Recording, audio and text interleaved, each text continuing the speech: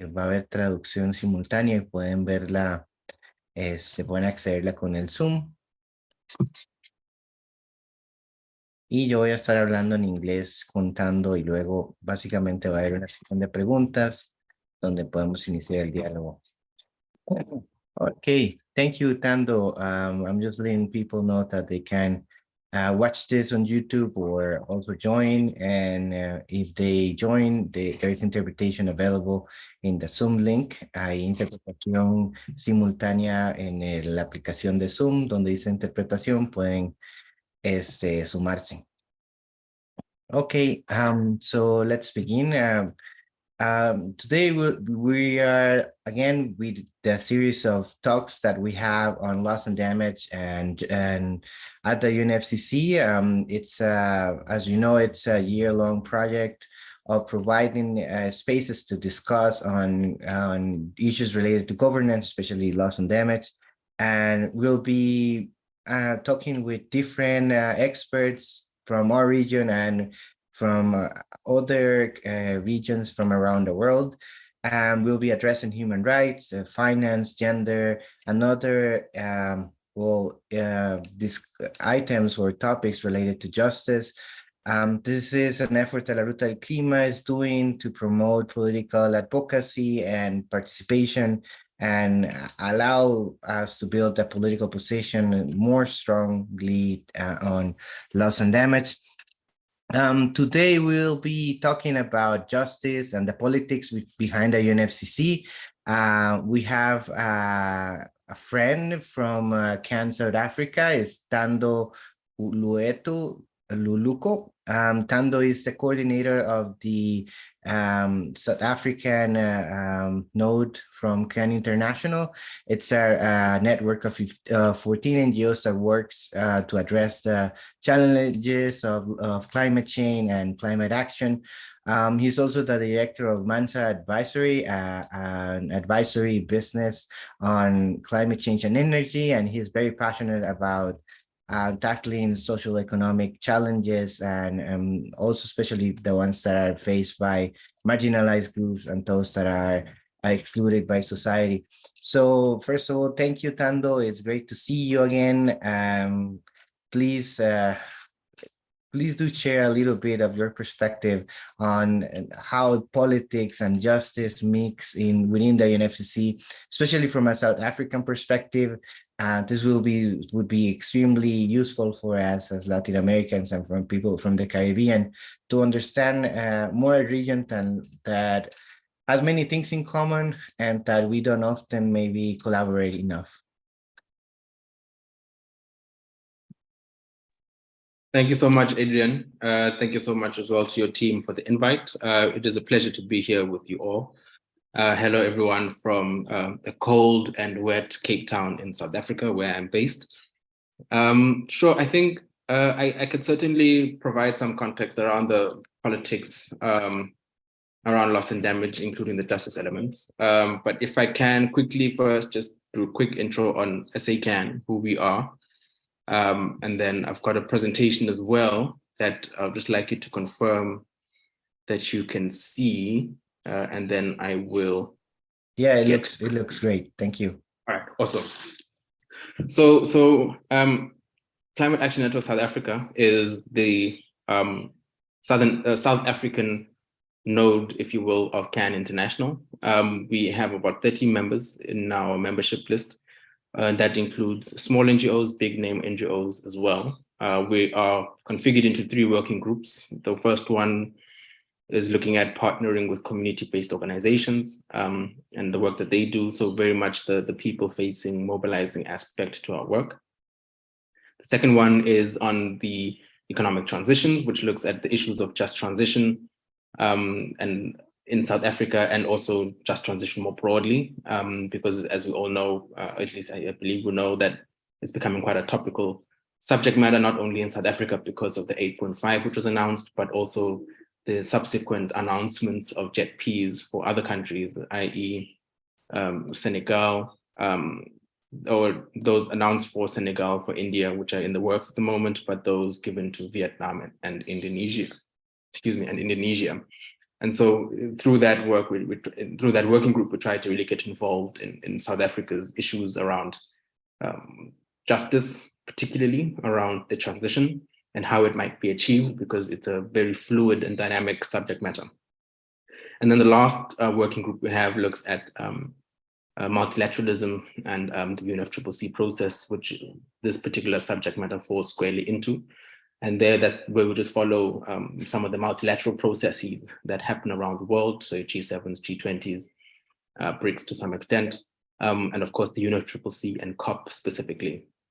And so therein is where our work on loss and damage resides. And so as I speak to you today, it's coming from that particular perspective on the work that we've been able to do, not only within South Africa, but also a little bit in the region too. And so I think it's first necessary for us to have a look at how it is that we got to where we are today. And also, I don't want to assume that we're all familiar with exactly what the term loss and damage refers to. And so I will try to provide as much context as I can. And then at some point, we'll then have a conversation on what we call the sticky issues that relate to loss and damage. So of course, the idea of loss and damage, when we're talking about climate change, there's three broad topics that follows immediately thereafter. The first one is an understanding of what's called climate mitigation, which is the reduction of carbon emissions in the economy predominantly, and of the globe by extension. The second one would be climate adaptation, which is how we then build resilience to the changing environment, how we can increase a community or particular locality's ability to adapt to a rapidly changing environment. And then the last one, and not necessarily new, but I guess has made a resurface in terms of UNFCCC parlance, is this issue of loss and damage, which then speaks to once you've mitigated and you're beyond the point of being able to adapt to the changes in the environment, particularly the losses and damages that have happened as a result of climate impacts, is then what can be termed or understood as losses and damage, or loss and damage particularly. And so when we look at then loss and damage, I can take a very specific example of the African continent, particularly sub-Saharan Africa. When you look at the science, it tells us that Southern Africa, or not Southern Africa, but sub-Saharan Africa specifically, is going to be one of the hardest hit regions across the globe, including some others. Latin America is one of those, and small island developing states is also one of those areas. But typically it's areas that are in the so-called global south more so than the global north. And so in order for us to be able to fully respond to the issues of climate change beyond just mitigation and adaptation, we also then need to be able to address this issue of loss and damage, because as one can imagine, when tropical storms, earthquakes, and any other kind of environmental destruction takes place, it's impacting people's lives, it's impacting livelihoods, it's impacting communities, impacting the economy and infrastructure, most importantly, right? Or at least arguably. But the idea is that these things that are then damaged have to be rebuilt somehow, some way, and we don't necessarily know how that might be done. In the preceding years up until this point, at least particularly up until COP27, there's always been this idea of money will come from international community. Hence, we've spoken about the 100 billion target for mitigation, particularly $100 billion per annum. Under adaptation, there's what's called the adaptation gap, which is just the recognition that the amount of money that is being made available for adaptation vis-a-vis the money that's made available for mitigation has a huge variance, to such an extent that it doesn't actually allow for localities or communities to be able to address the immediate concerns that are brought by climate impacts. Worse off then is the issue of losses and damages as a result of climate impacts. And as you can see, the figures there, they vary, but certainly we're looking at no less than about $600 billion by the end of 2030 to be able to address the issues of losses and damages happening in different geographies across the world. And so that amount needs to come from somewhere, right? And this is an amount that is supposedly going to be needed on an annual basis. And for as long as we don't make action on an annual basis, that particular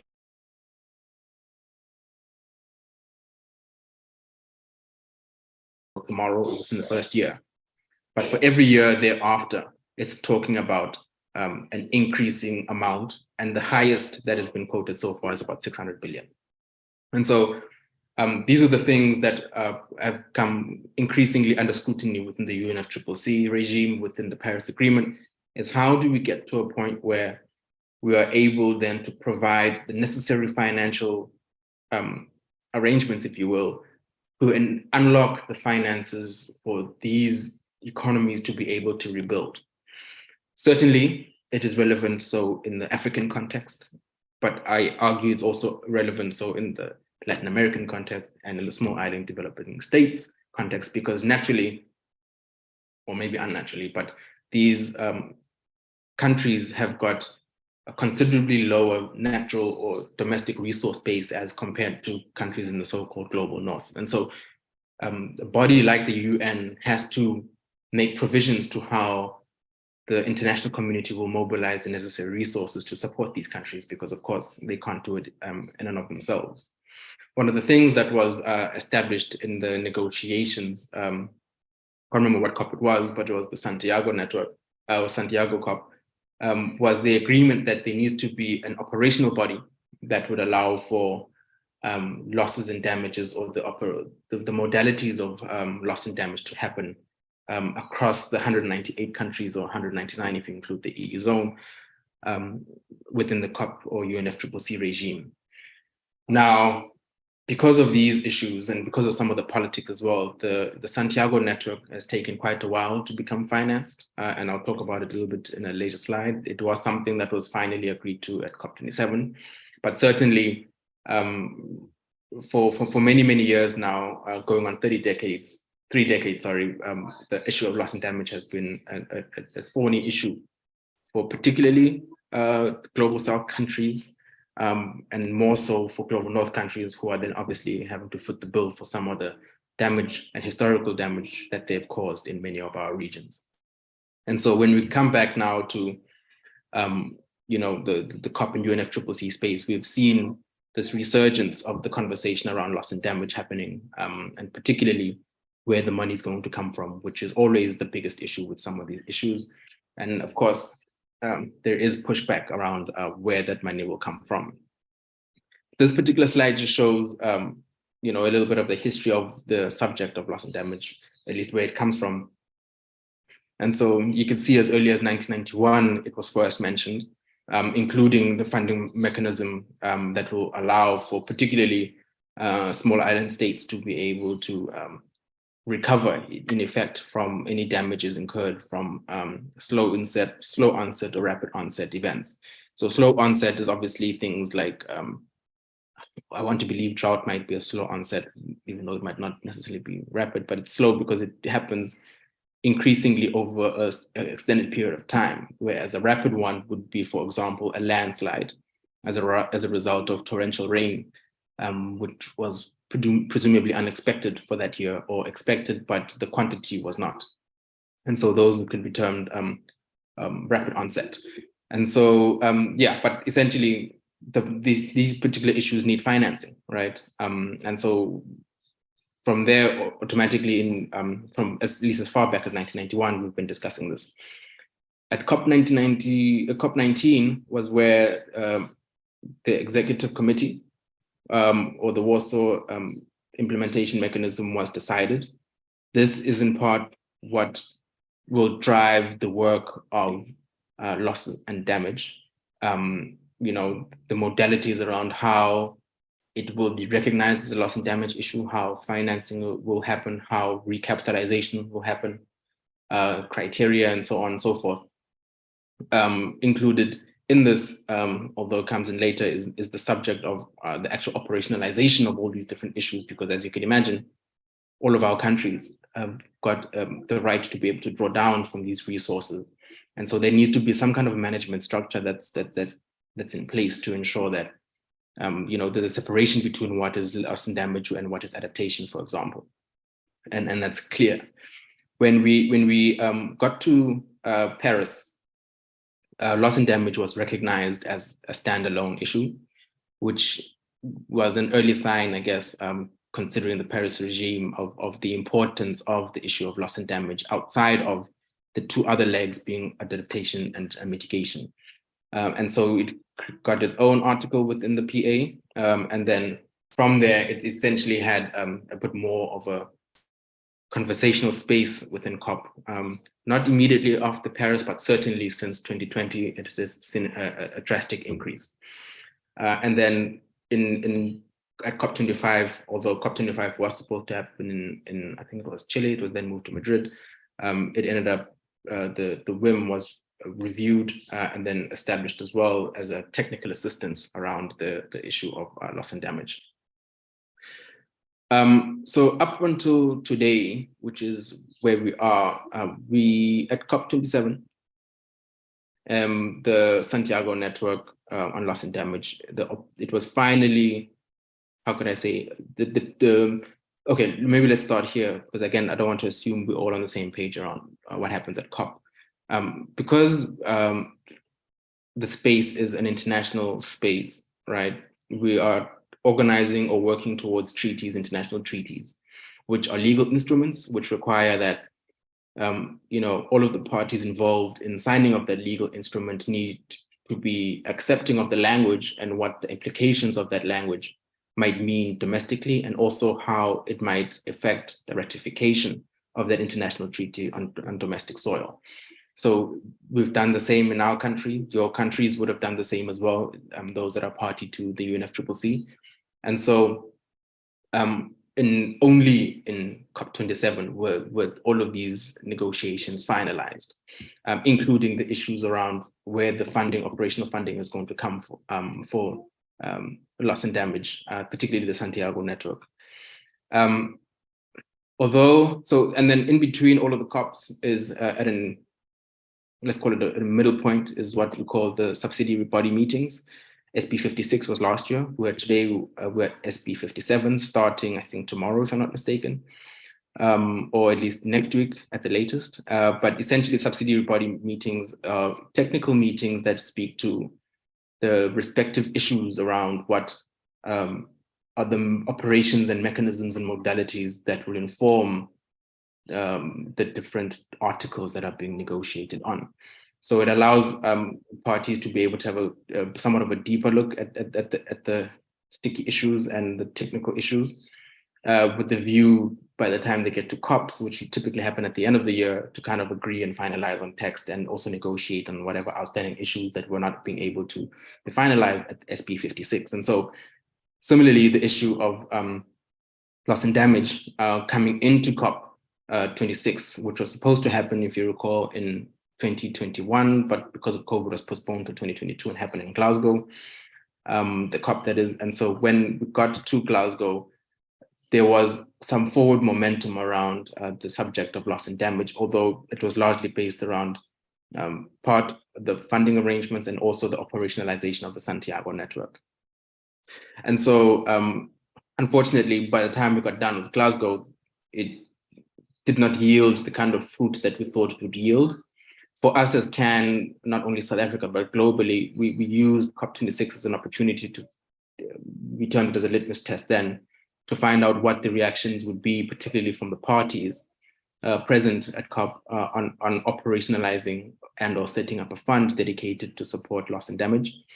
And then we were hopeful that we were going to get something at COP26. We didn't, but the language that was in there opened the conversation for this particular item to become center stage, or at least one of the center stage topics for COP27.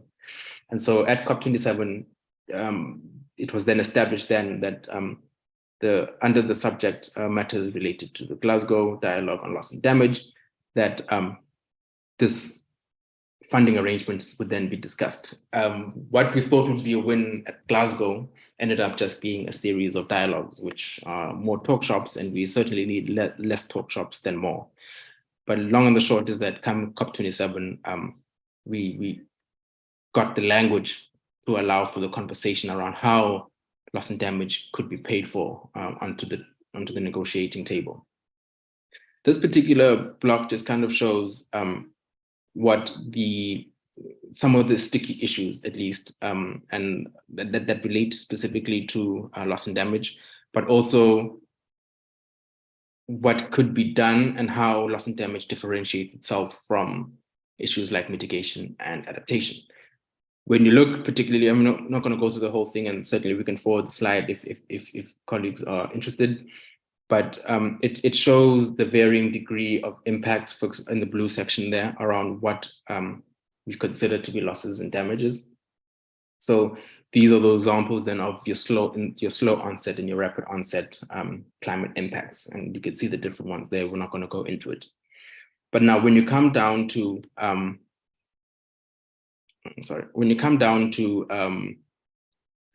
what you could do to mitigate and or reduce, majority of the things that we can do fall in the realm of economic losses, because it's obviously easier to quantify those, at least particularly for loss and damage. It's harder to quantify the non-economic losses, right? And here we're talking about, as it says there, loss of culture, loss of heritage. So to take a very specific example, what happened in our country was that there was a flood which came along and swept away much of a particular city. And when that flood swept parts of the city, including certain rural areas, it also unearthed many graves and grave sites, right? And you could imagine, particularly for some of those communities, how attached we are to where we have laid to rest our beloveds. And now for those remains to be unearthed has in and of itself a significant amount of damage that it might cause to a person or kind of community. But that particular loss is very difficult to quantify. However, it is something that needs to be either quantified or qualified as a loss and needs to be factored in when we're talking about the monies that are needed to then effectively recover, right, from whatever damage that we would have experienced, which is very different when you look at issues of adaptation. In this section, for example, that looks at very simple, straightforward things that one could look at that could do, that speak to, sorry, yeah, there we go. So yeah, that speak to quantifiable metrics. So you can design an early warning system, you can design an intervention for preparedness, you can design and quantify, how much it might cost to retrofit buildings. Similarly, part of the reason why we've seen so much financing going towards mitigation is because it's easy as well there to quantify how much emissions reductions would need to take place and how much of an investment one would need to make vis-a-vis the reduction that one would need to make and the incentives thereof, and then implement it.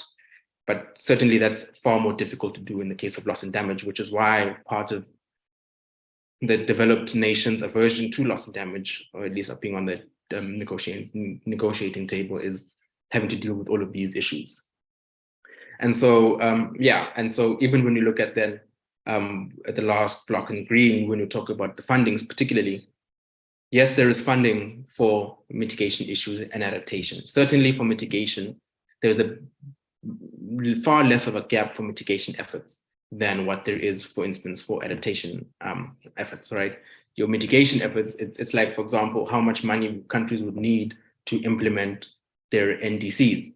There's varying amounts, but it's typically globally, it's in the trillions of dollars, but it's easier to quantify as opposed to adaptation, which is a lot less quantifiable, but certainly we have been able to, I think globally, the last I checked, the Climate Policy Initiative put it at around 30 billion US per annum, compared to something like the 80 billion US, I think that was the last time, was as high as we got to the 100 billion per annum target. So there's still a gap there, 20 billion, but comparatively it's far lesser for mitigation and adaptation. But when you come to the issue of loss and damage, it's very limited funding because it's a funding pool that wasn't presently dedicated and present. So we now need to look at where is this money going to be coming from the international community, and also outside of the fact that how to use it. So we've already received small donations from particular municipalities and countries to this end. We experienced this at COP26 with the UK government, or particularly the Scottish government, making some minor donations. I think cumulatively, the last I checked, there was something like between $20 and $40 million dedicated to this, which is grossly insufficient. And on the other end of the spectrum is that there is actually no funding for the bulk of the things that need to be covered by losses and damage. So when we look then at a very microscopic level, at least regionally speaking, as I'm sure in many other parts of the world, the continent of Africa has also experienced some record-breaking temperatures. We are typically a continent that is quite hot, but certainly we've been even hotter than previous years. And for the last under half a decade or so, we just kept on breaking records in terms of temperature increases. And it's poised to continue, not unless something drastic changes. And of course, with ever increasing temperatures, it has its impacts on respective communities. Most notably, for instance, you might know that in the Horn of Africa, so that would cover Somalia land, that would cover Kenya, a little bit of Tanzania, South Sudan, Eritrea, Djibouti, that little corner there. They've currently been experiencing the worst drought since, I don't want to say recorded history, but at least in the last decade, right? And a big part of it is as a result of climate change. And so this is something, I mean, we're talking about countries that don't have domestic resource base that would allow them to be able to recover on their own. And so certainly it needs external support to be able to do so. And now the issue of climate change will never be the primary issue in any country. It will always be an exacerbator of existing issues. And in the Horn of Africa, you may know that there have always been threats of insurgents there that have created instability in that area. And there's always been, or this, I guess now has come up again in South Sudan, particularly resource wars that are taking place. And so these climatic impacts exacerbate these things, which also exacerbates the migration of people, either northwards, in the case of North Sudan, Egypt, and North Africa, particularly for that region, but predominantly southwards. And most migration that we're seeing of people as a result of climatic impacts is southwards.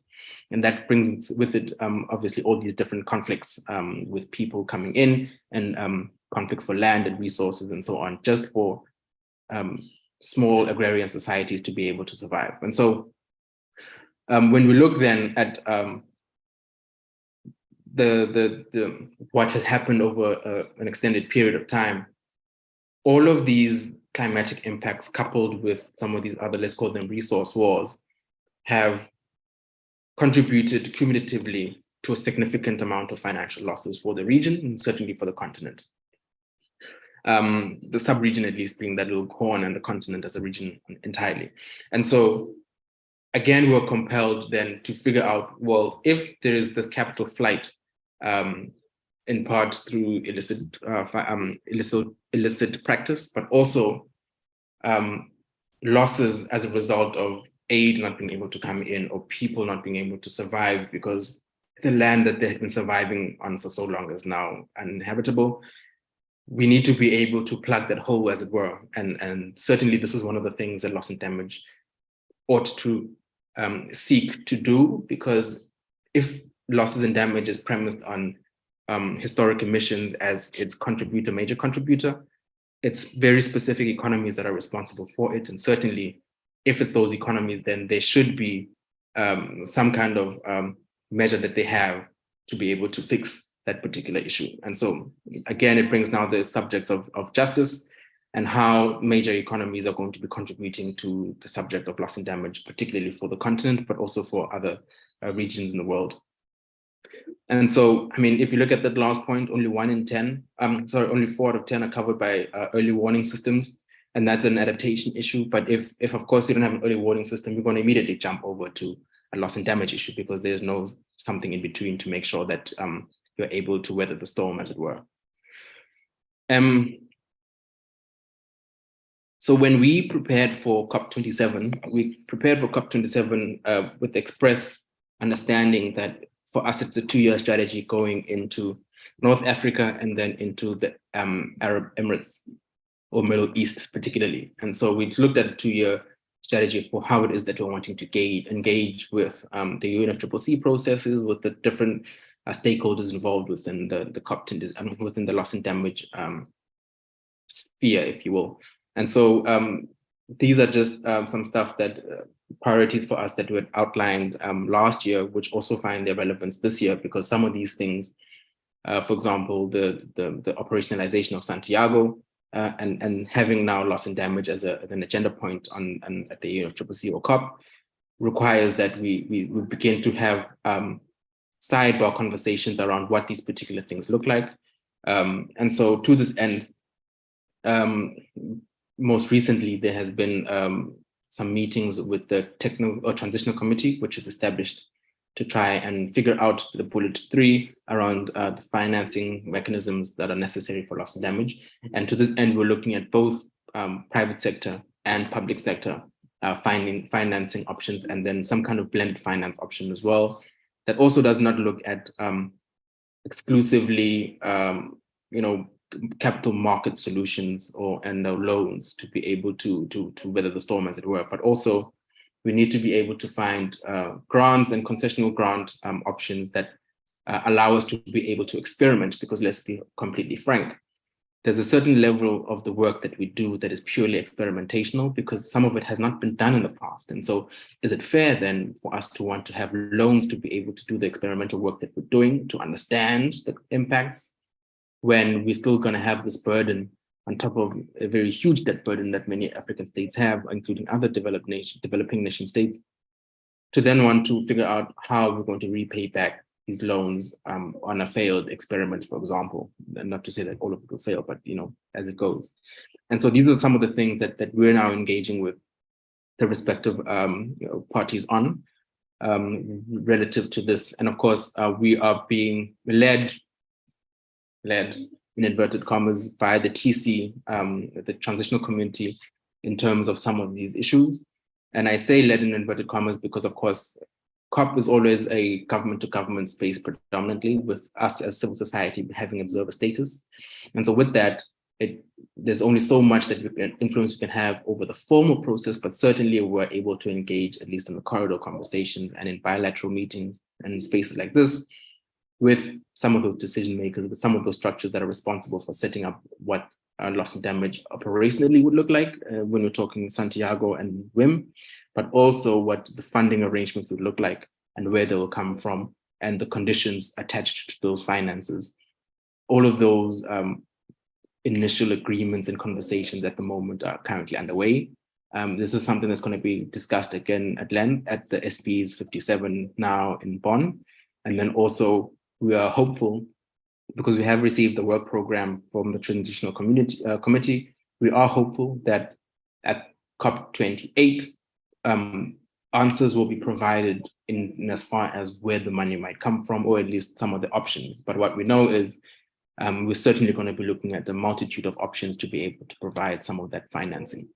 So just in terms of what an individual and an organization could do to assist in some of these issues, is just to keep up the pressure for the loss and damage facility. It might not necessarily be a loss and damage facility in your respective countries, but certainly there needs to be a facility that responds to what happens where damage takes place as a result of climatic events that were not primarily borne or at the least responsibility of the domestic country.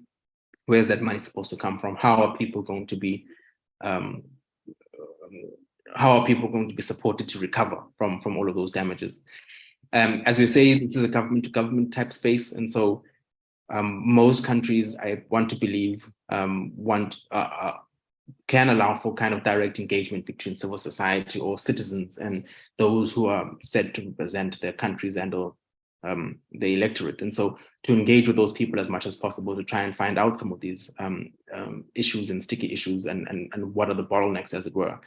Of course, you can always use social media, share it, speak to your people, organize, I think is probably one of the most important things. Certainly, I will plug CAN International here because it provides a very international home for us to be able to work through, because most of these things we can't do in isolation.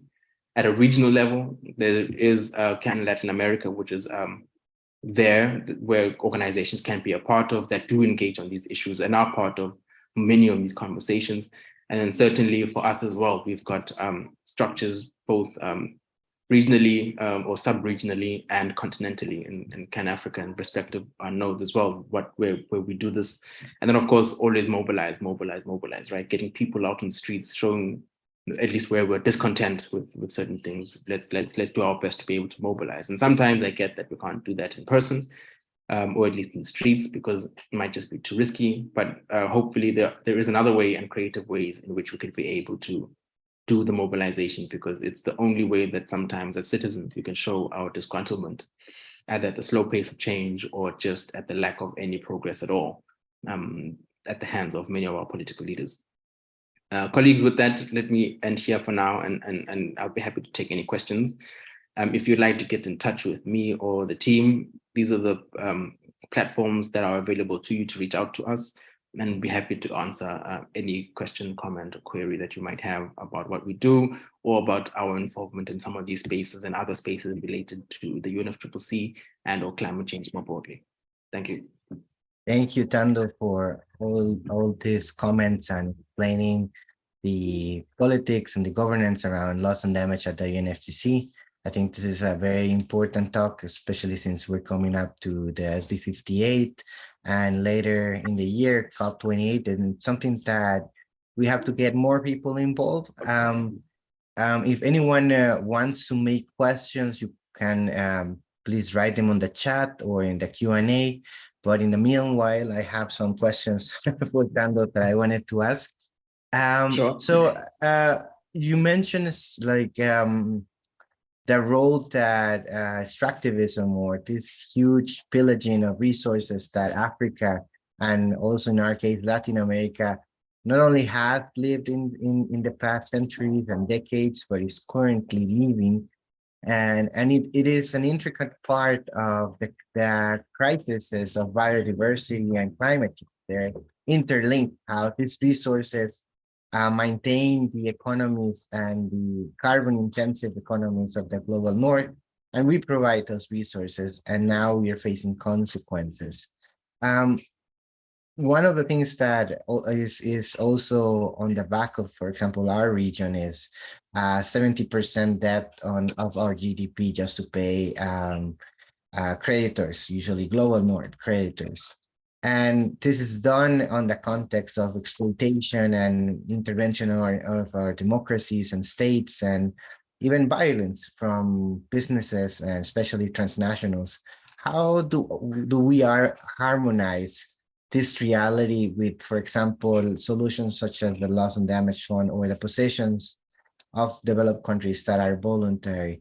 Because in some sense, sometimes the UNFCCC seems that is foreign to this like historic and actual reality that we're living in our countries and communities. Does it fit reality? How do we, as Global South, sort of digest these solutions without giving up our political and justice claims in this broader discussion of where the economy and the exploitation is?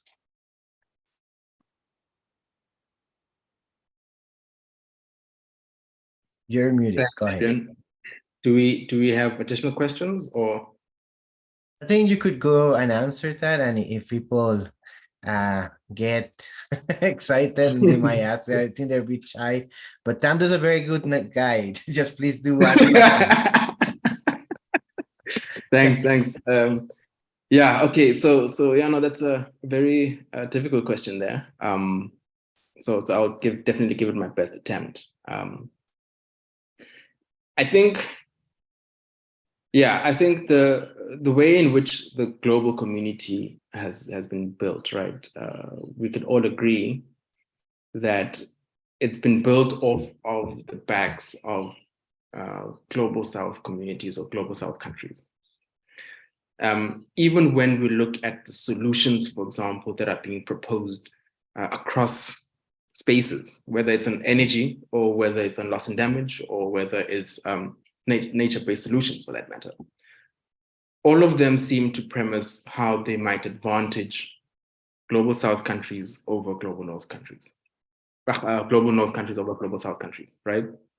So how do our countries, how do our regions provide a basis for these corporations, these societies even, to continue to thrive in this changing environment? And it's in effect, we're the ones who are being encouraged then, whether forcefully or not, to pay for some of this living in some of these parts of the world. For me, the best solution, and certainly this is what we're trying to do from a continental region, is we need to start thinking about solutions and really looking at solutions that are workable for us as a region and as a people and as countries. I say this because typically we find that if, Adrian, you come to me with an idea and I'm hearing about this idea from you for the first time, I am more likely to take your idea than I am to want to have an iteration of how this idea might also benefit me. But if I originate, if in the particular subject matter, I have given some thought to, well, how could we re-engineer or reconfigure this thing in such a way that there is benefit that could accrue to us as a people, to us as a country, to us as a region, that is something that we could then take to the negotiating table and say, well, I'm not just going to accept blindly the things that you are now proposing for us. These are some counter proposals that we have that we believe could help us in 1 and 2 and 3 ways.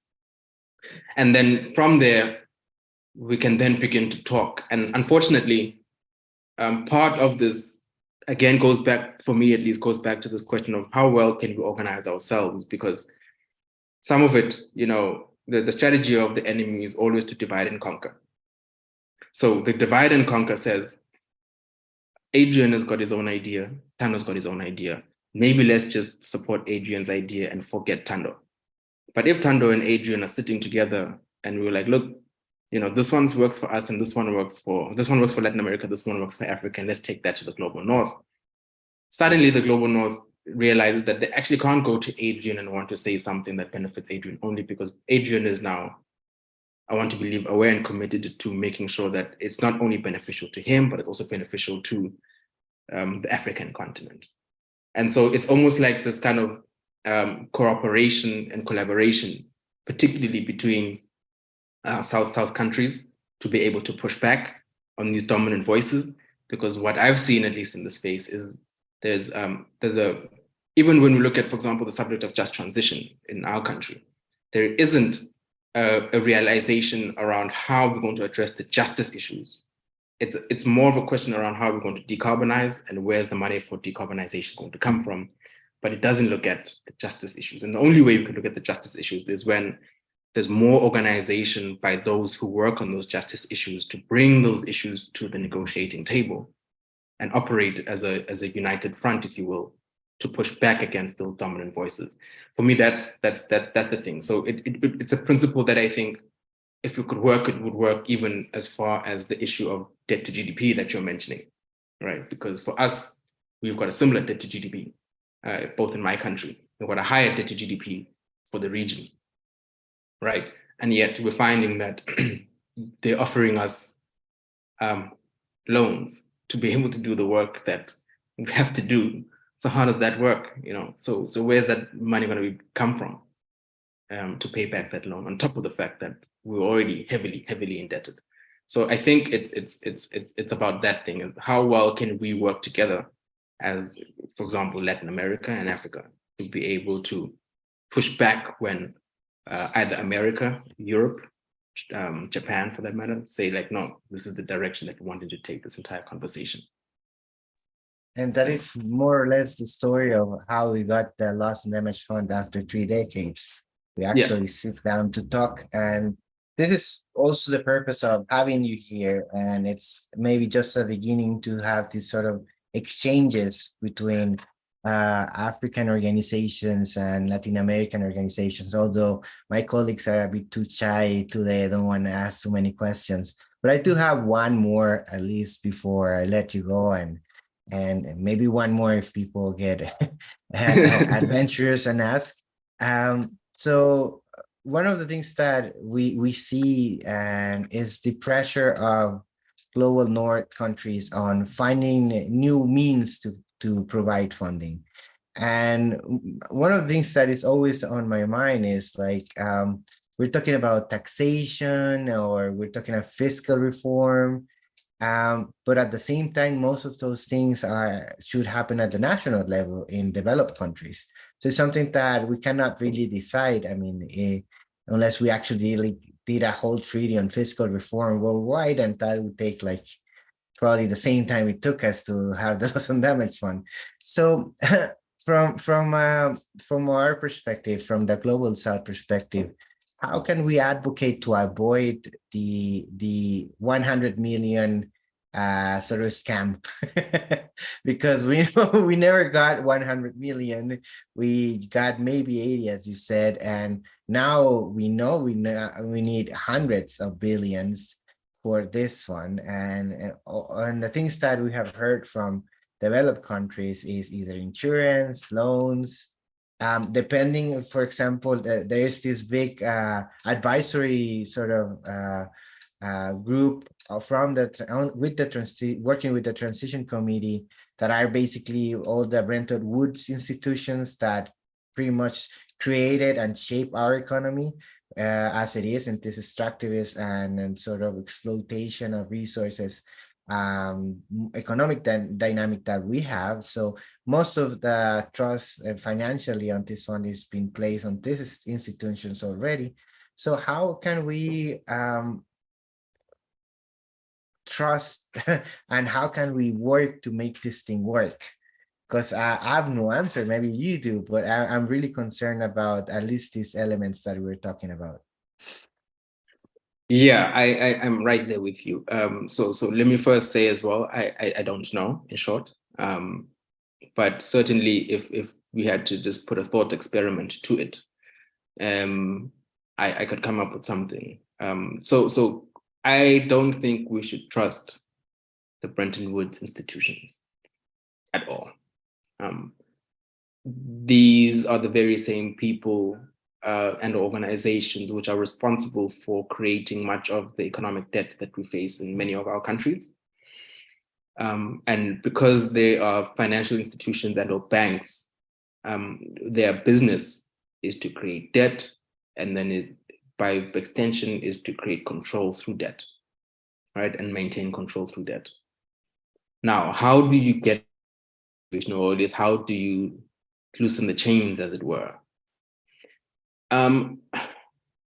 So one of the things that we've been asking, particularly around the dominant conversations around taxing wealthy, taxing corporations, and so on, right, is how, if you understand a little bit about how capital works, right, is you buy low, sell high.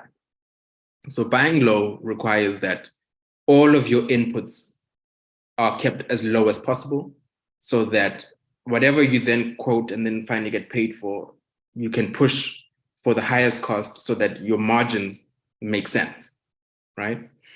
Now, and then that particular system is then used in any country everywhere. And so it makes sense, according to the previous system, that, you know, Global South provides for very low labor costs as compared to what you might find in Europe, what you might find in the US.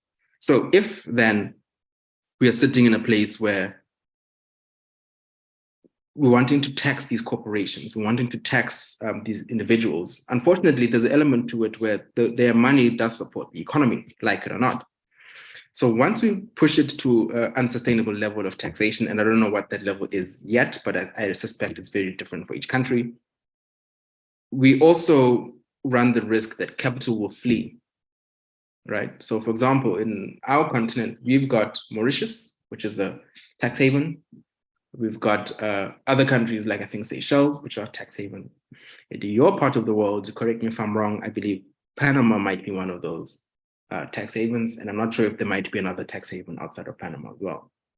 But what happens is, and I was actually talking to a guy from oil and gas last week about this, if it's unfavorable, they will run to favorable environments because obviously what they're interested in is their profits. So how could we then look at a system where we're either saying we're going to create a uniformity around this taxation regime to say either we all agree that this is going to be the minimum threshold that people are going to be taxed, or could we look at another alternative? And I've been doing an experiment, Adrian, to look at whether or not if I could implore you to donate and then give you a tax rebate for your donation, whether or not that might help raise, for instance, some of this funding. Certainly, yes, it's very much needed money for the government system, but it's not necessarily money that's coming with the conditions of debt and loan and repayment. You know, it's essentially trying to look at how can we incentivize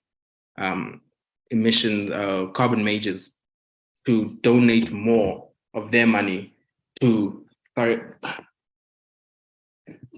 donate more of their money to these causes and then incentivize them by hopefully giving them a little bit of a tax break so that it can support this kind of work. That way we kind of begin to loosen the shackles, and they're not used to that. I'm sorry, once again.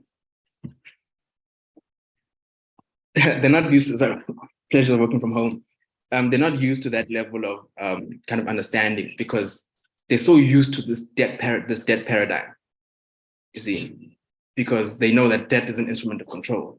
But once they donate and we incentivize them to donate, they no longer have the strength to be able to hold us back. This is my view, and it's largely untested, so we could literally go into like figuring out what those levels would be. But this is what I've been thinking of, because if I know one thing about rich people, and I don't know many rich people, but they certainly do not want to get poorer, and they'll always look for a place where their money will remain. And so if we're not careful of that, we'll just create unfavorable environments in our own countries. And so we always have to look at how do we make sure that they stay in the country, but once they're staying in the country, they're also paying for the environmental harm that they're doing. And donations, in my view, completely untested, might provide a solution for that. And then at least we don't have this overly indebted society that is beholden to these powers, because that's all they're going to do.